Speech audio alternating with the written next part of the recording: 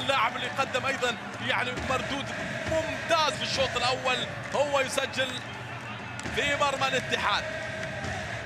3-3 مهند آل سعد في مباراة الأولى وفي مباراة الذهاب حضر بأداء كبير بتمر جول من الماضي اللي قدم حقيقة أيضا صورة أجمل ما فيها مع الاتحاد. أخذ كرة حسن كادش وبالتالي تمرير بالخطأ تصل محاولة مصلحة فريق اليوم. المرور لكن ولعب كرة ليه امام مصلحة مهند آل سعد. موهبة شابة رائعة جدا. روجر فرنانديز تعود مرة ثانية مصلحة سيف مهند آل سعد ياخذ كرة ويرسل كرة في مكان جميل جدا.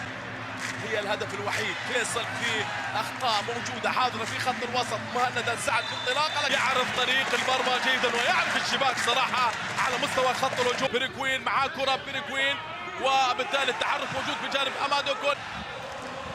روجر فرنانديز يعدي لحق عليها فابينو ارسل كره مصلحه روجر فرنانديز محجي جميل ركبه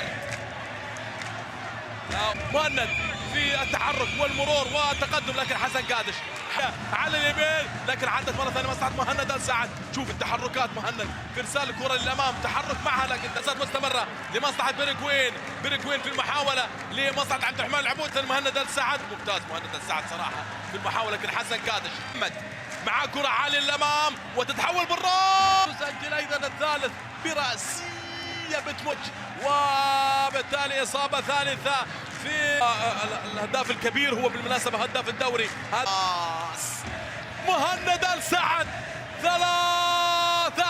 3-3 امام مهند آل سعد. ممتاز مهند آل سعد صراحة شوط اول مثالي مهند آل سعد. تبجيل يكون